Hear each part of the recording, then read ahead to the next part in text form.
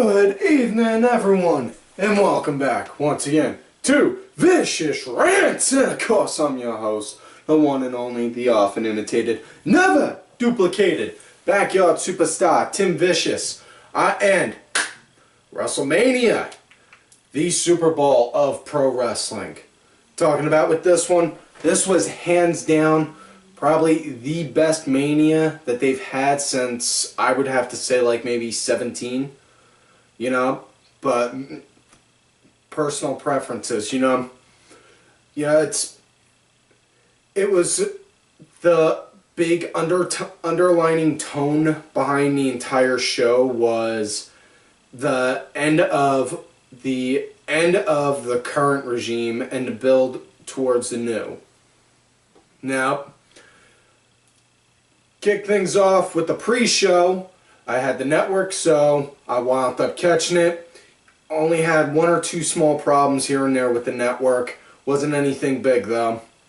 But started out with the pre-show 4-way tag match for the titles. Usos, Primo and Epico, Los Matadors, the Real Americans, and Rybaxel. And, well, they announced early on in the other portion of the pre-show that they actually were making that an elimination match, which, I don't know, personally, and this is coming from a tag team guy, again, if you're going to do a quote-unquote fatal 4-way tag team match, you know, actually have them all compete in the ring, you know, and 2, it should be elimination rules anyway, no matter what. You know, but that's just me. I mean, the one fall to a finish thing, it kind of kills the feel of it, because then the whole time you just have everyone thinking, oh no, they don't have championship advantage. Whereas if it's elimination, you know, they still technically don't, because they can get pinned. They could be the first people to get pinned and then say, oh my god, guaranteed we're going to have new champions now. Which I would absolutely love if they did something like that sometime down the road. Anyways, though, the match itself, it was very good. I personally think that should have been on the actual show instead of just the pre-show, because if they have tag team matches like this on Raw and SmackDown as well as pay-per-views on a regular basis, I guarantee you'll wind up having the tag team division be back on the map and be back to what it was back in its day. Anyways, Los Matadors were the first ones to get eliminated. I'm not 100% certain, but if memory recalls, I do believe that they wound up getting DQ'd. Or no, that's not what it was. What I was thinking was, since the little midget bull was climbing up on the ropes, that if he'd have wound up gone to hit anyone, then they would have had to have gone and do a DQ. Just because of that fact. You know, technically that's outside interference. That'd have been no different than if Zeb Coulter would have came over and decked somebody. You know? But Swagger got the ankle lock in on one of the Matador, on Primo or Epico, one of them. And then, boom, they got sent to the back. Next team that was eliminated was Rybaxel, and for the love of me, I cannot understand on why they're still bothering to give these guys TV time. I mean, Ryback, okay, Ryback's got well, he deletes his tweets a lot. That's about it. And Axel, if they'd have had him keep the Joe Henning name, and actually, instead of just riding off of his dad's coattails, you know, and go and do his own thing, you know, like they had Randy and DiBiase and Cody do, you know, mention that he comes from that family, but have him build himself. Then I'd have been impressed. But you're having him riding his dad's coattails, saying he's better than perfect, and it's, I don't know, and this is just me. He doesn't quite do the arch for the perfect plex as good as his dad did. But anyways, Rybaxel got eliminated, and then there were two. So the whole time I'm sitting there, I'm just thinking, oh, please let the real Americans win. Please, please. And yeah, it was a good match. It was a good, solid fight between them both. Between the Usos and the Americans. In the end, Usos won. Usos won. They got the 1, 2, 3. Next thing you know, they wound up. Swagger looked over at Cesaro. What's going on here? Kind of deal. And, wound up throwing the ankle lock on Cesaro. And Zeb looked, he was like, oh, no. Now, come on, shake his hand. Put it out. Cesaro, he went and... yeah. After that, Cesaro went, took Swagger out, and then they went, and then done with the pre-show. Now the main show. So now, ladies and gentlemen, welcome to WrestleMania! And there's my bad Vince McMahon impression. I normally do the one where he's angry a lot better. Anyways, the way it opened, it couldn't have been better. Hogan came out, hyping up the show, getting confused and nostalgic, calling the Superdome the Silver Dome, thinking that it's WrestleMania 3 when it's not, and he's going on, and next thing you know, glass breaks, out comes Austin. Everyone's just like, whoa! Everyone knew Austin was going to be there. Austin wound up saying, hell yeah, I'm going to be at WrestleMania. He wound up coming. It was beautiful seeing them two. And useless information, just saying this now. When Stone Cold came out, and, when he came out, he got on the turnbuckle, did the Stone Cold salute. Useless information. Before I saw Austin actually do it to where where these three fingers go down, before then, the only way I could go and, when I would go and flip off, would be like this.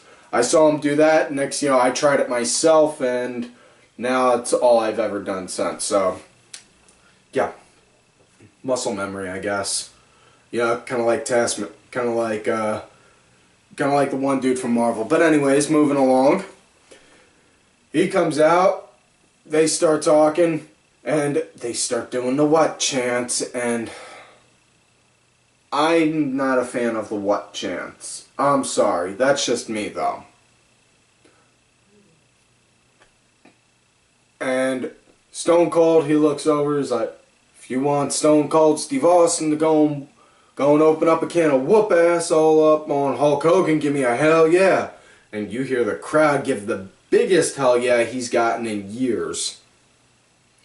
He talks about on how they were sitting near each other at the Hall of Fame the night before, which, by the way, congrats to everyone that got inducted except for Mr. T. I have my reasons. But he started going on talking about it, and then next thing you know, out comes The Rock. Now, hold no bones about it. I have done nothing but talk shit on The Rock day in and day out since I've started this show. But Rock came out, it was well deserved. That's all I gotta really say. It was well deserved. He came out, feeding off of the people, doing a thing, grabbing the mic and then doing, finally, The Rock has come back to New Orleans. Talking about on how, how Hogan and Austin were two of the biggest icons in wrestling, and that is the God's honest truth. Because you think about it, Hulk Hogan, he was the hero that was needed in the 80s. The whole take your vitamins, drink your milk, say your prayers sort of thing. Then comes Stone Cold talking about, giving that message of don't be afraid to go and whoop a little ass if you need to. And don't go and don't go and be a pussy and deal with shit and let your boss walk all over you. You know? And then, you know, Rock talks about on how he had the pleasure to face both of them at WrestleMania, and great. That was great. Rock started spewing some more of his jokes on how so many kids are born in January after they get done seeing Dewey at Mania. In which case, thank God I was born in April. Although I still won't go near an off-balance dryer. But that's another story meant for a therapist. Anyways, they come, next thing you know, Hogan, Austin, Rock, they all get their catchphrases in, and then they all go and Austin calls in for a whole bunch of beers. They go, the Steve Weiser slams, you know? It was beautiful. It was just the three biggest icons in pro wrestling all congratulating each other and saying hello to the world for thank you for watching us. That was top notch. Anyways, first official match of the night for the show. Triple H versus Bryan. It was great. It was amazing. Hunter, he came out with his normal King of Kings bit. I don't care what... I know a lot of people are knocking the costume and the chair and all that and the throne he came out on. You know, I liked it. You know, it was fitting considering, you know, the King of Kings thing.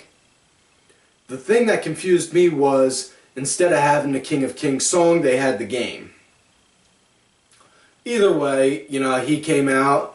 He got the good kind of boos and rejections from the crowd, which, you know, you would expect. Next thing you know, out comes Bryan. You'd have thought Stone Cold came out with a clone of him with the kind of reaction he got. Bryan, he got a big reaction. My big question though is, was he wearing Uggs when he was wrestling with just kick pads on top or what? Because I don't know, those boots did look kind of furry. But anyways, on with the match. The match itself, it was beautiful. It was everything I expected it to be. I didn't expect it to be the opening show. I thought it was going to be the one before the one with Randy and Batista. And then right after the 1, 2, 3, they would have wound up going straight into that. But, you know, either way, that was a good, beautiful, crisp match. Hard-hitting, very fast-paced. You know, you had your fast-paced moments, your slow-paced moments. You know, it was just very good. It was very good. Triple H, he does know how to perform on that kind of a showcase. And the fact that Bryan won and Hunter, for all intents and purposes, did let him get over using him for that, was phenomenal. Hunter got the win. That was great. Or not Hunter got the win. Bryan got the win over Hunter is what I meant to say. Don't go getting mad on me now. Don't go and do an all caps rage in the comment box below. But while you're down there, you might as well hit subscribe. But next matchup, it was Kane and the Outlaws versus The Shield. I'm not going to lie. I don't know about anyone else, but my computer wound up lagging and froze during that match. It was playing perfectly fine right up until the Shield got to the ring, and then next thing you know, like that. And I saw the replay at the end where Roman powerbombed both Billy and Road Dogg.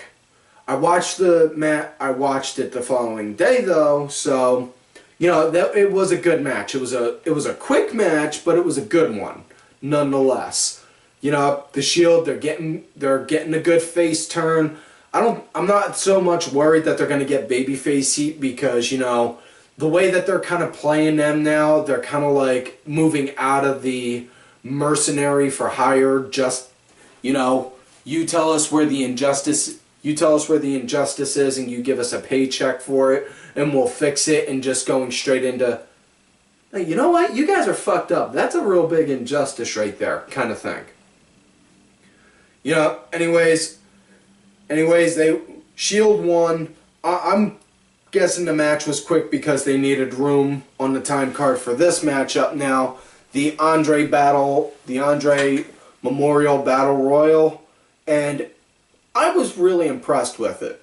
You know, it was good. Fandango had me cracking up. He got on the ring post, and next thing you know, going dancing and jiving. Next thing you know, boom, gets eliminated. Everyone was doing really good with that. I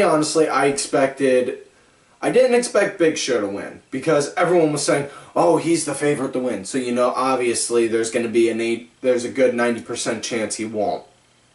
I figured it was going to be like Sheamus or something, but in the end, Cesaro won. And the thing that impressed me the most with that match was, one, Cesaro is now part of an elite club that pulled double duty on WrestleMania.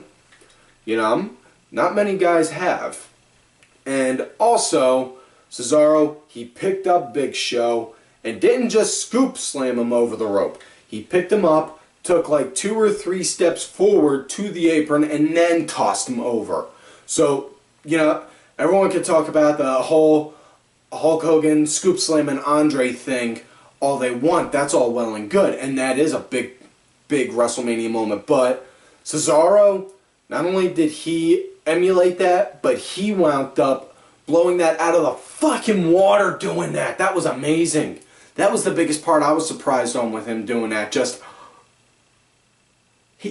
he walked over while carrying 450 plus pounds on him, and then tossed him over. That's what was really amazing on that. Next matchup, it was probably the most anticipated match for a lot of people. I know I was really hyped for it. The Bray Wyatt versus John Cena match, where John Cena's legacy is on the line. And I don't know, between you and me, if Cena really wanted to help preserve his legacy, it would just make sense for him to marry that one chick and, have a few kids. Because you leave more of a lasting legacy that way than you do with a company. But, what do I know?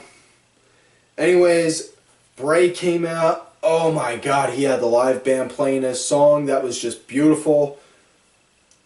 And then out comes Cena. Same old plain old opening. Nothing special, nothing neat, nothing fancy. The match, it really was good. Bray, he was doing a lot of psychological warfare with it, messing with John, saying, "Come on, hit me, antagonizing him, and it was to the point to where, Bray brought in a chair, handed it to Cena, dropped down on his knees, and just looked at him like this. "Come on, hit me." And John, with the chair in his hand, The thing that annoyed me with that moment was, while John had that up and he looked like he was about to, next thing you know, you hear the ref yelling, "Don't do this, John, that's not you." Really, that just kind of killed the feel for that right there for me. I mean, I don't know, though. That's just me. But either way, it was a very good match. It was an impressive match. Cena got the win. But in hindsight, though, Cena won the battle. Bray won the war, because Bray got over with the crowd on such an immense scale, to where the whole crowd and including myself, and I was hosting a fucking WrestleMania party, was singing, "He's got the whole world in his hands." It was just, I absolutely loved it. Next up, Undertaker versus Lesnar. Before I go and talk about the match, I'm saying it right now, Lesnar won. So, yeah. The streak's over. It was a very good match. It was very good, very physical. You know, I mean, but in hindsight, we really should have saw it coming with the fact of Taker constantly getting over on Brock week after week after week up until the Raw before Mania when Lesnar hit that F5. And also when Taker came out, two big things. One, he didn't wear his normal black trench coat. He had red with it. It was red. It was black and red. You know, anytime you ever see a guy, you know, that you think is about ready to go and retire and he's sporting new gear, 10 get you 20, he's gonna. And also with the entrance. Taker has always had phenomenal WrestleMania entrances, that's the truth. You know, last year 29s with all the hands looking like they're rising from the grave trying to grab him was probably my favorite one.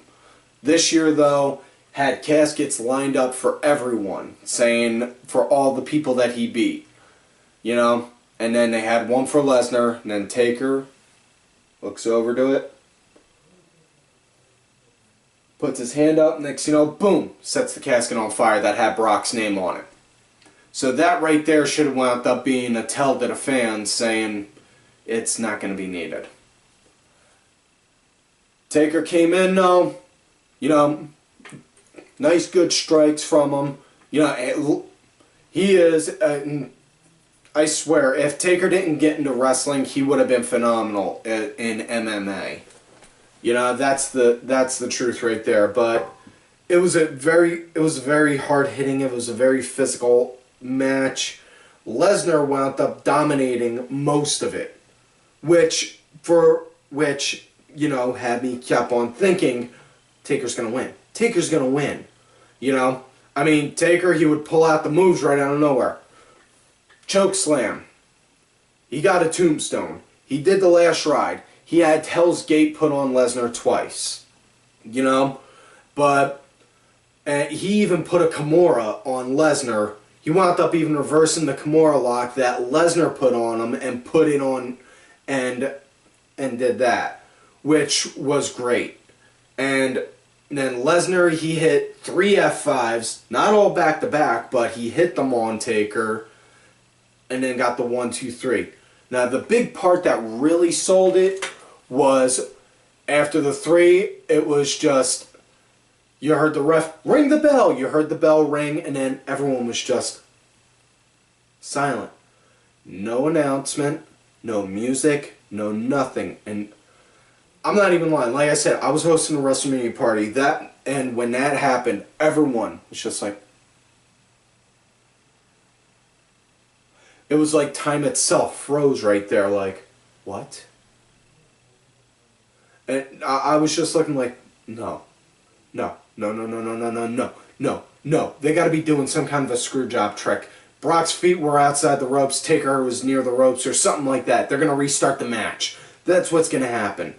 And then, after they showed all the people's reactions of, and all, then Justin Roberts got on there and said, "Here is your winner, Brock Lesnar." And then everyone was just,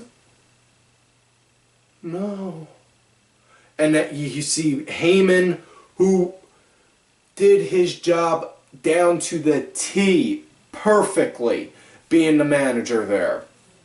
You know, I swear, when Paul Heyman finally does retire for good from wrestling, the Heyman hustles, the MMA, and all that, if he's not put into a Hall of Fame, you know, I'm going to be extremely disappointed. You know? But he got the 1, 2, 3, Brock got the 1, 2, 3, and the whole time I'm just like, no. Oh my God, no. And, you know, it was sad. I'm not going to lie, it was sad for me to see. You know? Do I think Brock deserved it? Personally, no. But I don't know Brock on a personal level like Taker did from working with him back in WWE. And even yet, here's the thing, and a lot of people are bringing this up, and it's a good point. Taker probably wound up telling Lesnar he wanted him to end it. Back when they had that confrontation a few years back at UFC, said, "You want to do this?" You know? That's probably what it really was. You know? But Taker, he rose up, looked around, the crowd standing applause for him. Thank you, Taker. Thank you, Taker. Chants were going all through that. And then next thing you know, after that match, it was the Divas, the ST Divas Invitational Battle. And honestly, at first when I saw that, I thought, how can we have this match right now? Taker just lost. But in hindsight, now that I had a few days to think about it, it was a good thing that they did it like that.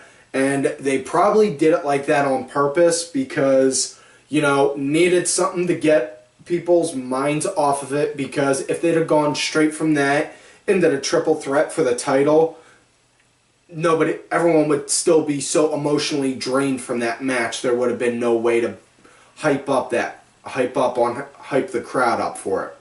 But the ST Divas match, it was just a giant clusterfuck. So it's really hard to call. All I'm going to say is AJ won, and she lost the title the following night on Raw to Paige.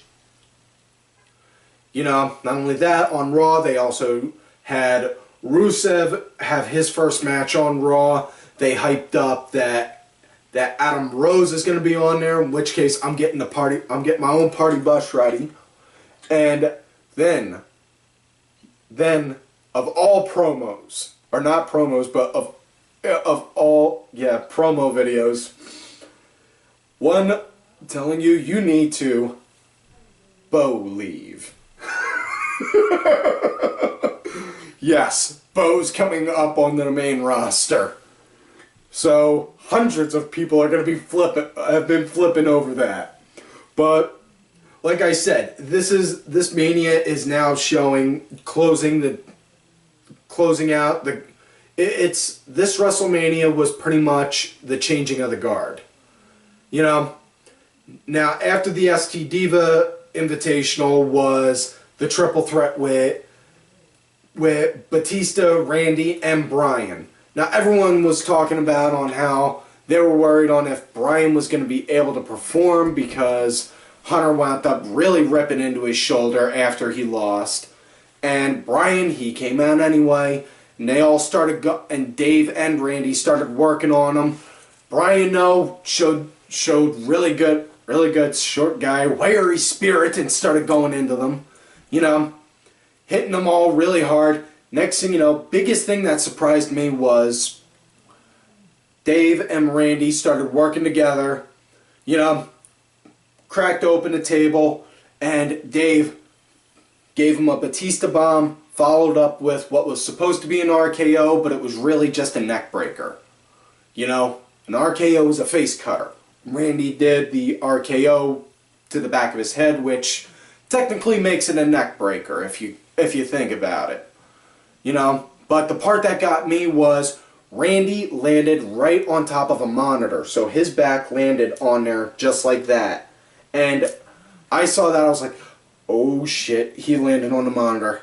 Please don't tell me his back's fucked, because I don't like Randy. Hold no bones about it. Still though, the fact is, like I said before, the man is willing to walk into the ring and put his life in someone else's hands and vice versa, not just for my entertainment, but for you and anyone else watching. So, for that much, I respect the man on that fact, and I respect anyone that's willing to walk into that rope, walk through those ropes, and do that. You know, whether you're doing some dime store, indie show, in a flea market, or if you're selling out Madison Square Garden, you're still doing the same thing.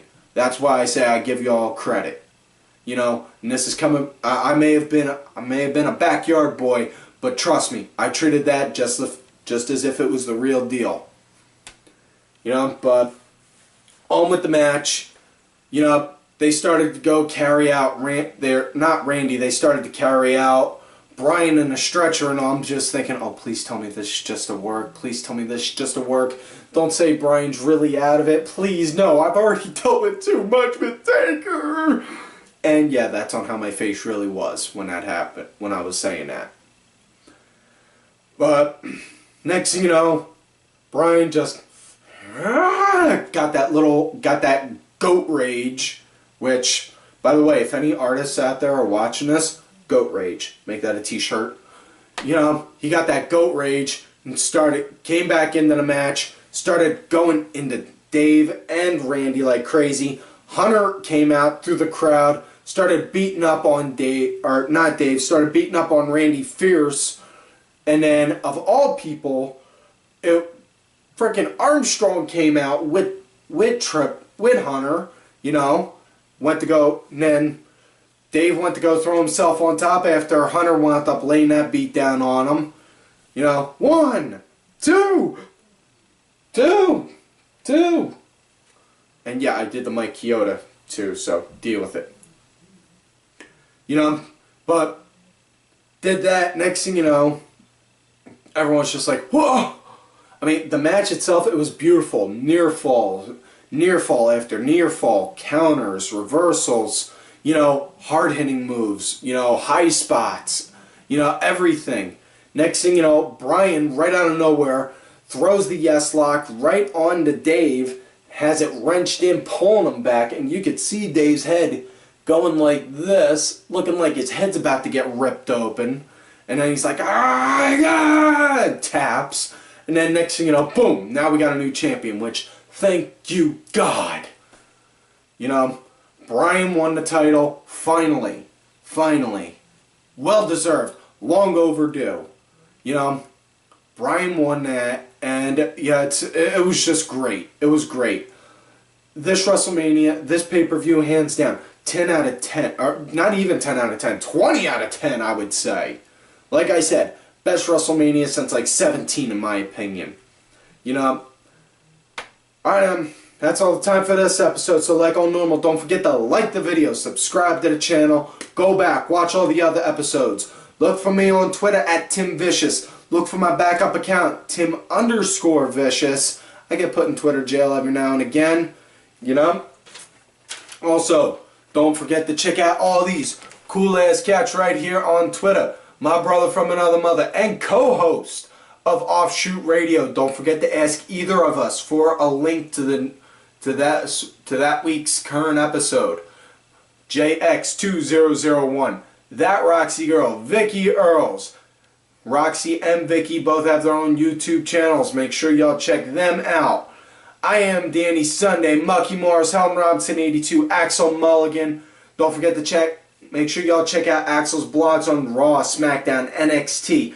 Also his blogs on WrestlingRambles.com. He's talking about the 15 greatest moments in SmackDown history.